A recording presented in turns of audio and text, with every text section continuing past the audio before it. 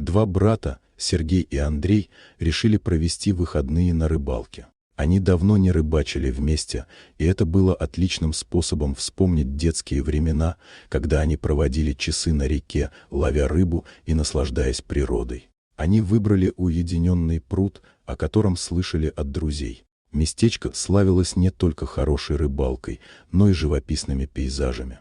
Рано утром, когда солнце только начинало подниматься над горизонтом, братья загрузили в машину удочки, приманки, термос с кофе и немного закусок. По дороге они обсуждали, какие рыбы могут попасться им на крючок и кто из них поймает больше. Смех и шутки наполняли машину, и вскоре они прибыли к пруду.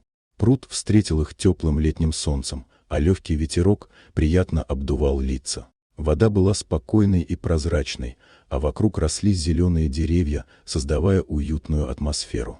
Братья с удовольствием забросили удочки, настроившись на долгожданное время отдыха.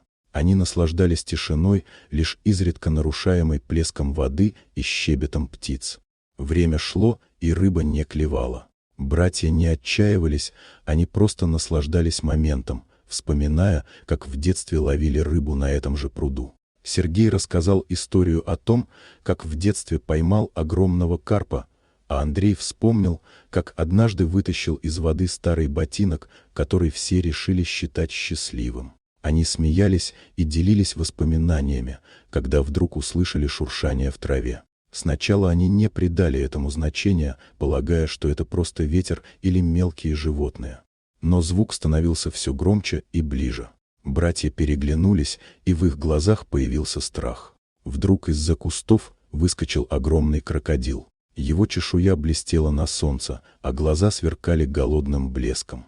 Братья замерли от ужаса, не веря своим глазам. Они никогда не ожидали встретить такое существо на рыбалке в родном крае.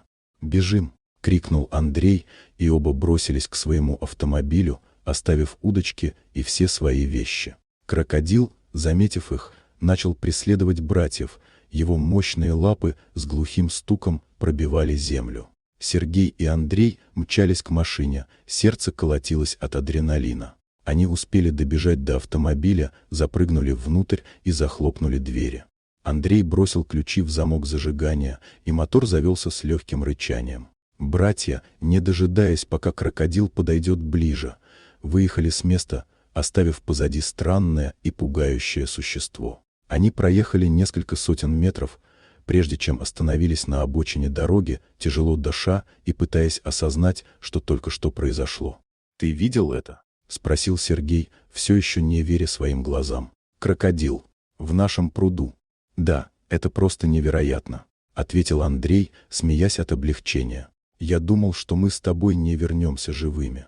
Братья переглянулись и начали смеяться, осознавая, что эта встреча станет одной из самых ярких в их жизни. Они решили, что больше не будут возвращаться на этот пруд, но эта история будет жить в их памяти долго. «Знаешь, — сказал Сергей, — я всегда думал, что рыбалка — это просто отдых, но теперь я понимаю, что это может быть настоящим приключением. Да, и в следующий раз, когда мы пойдем на рыбалку, лучше взять с собой не только удочки, но и хорошую камеру», — добавил Андрей, все еще смеясь. «Мы же можем написать книгу о наших приключениях».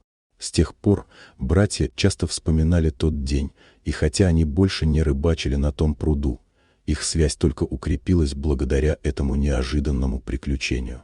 Теперь они знали, что даже самые обычные выходные могут обернуться незабываемыми моментами.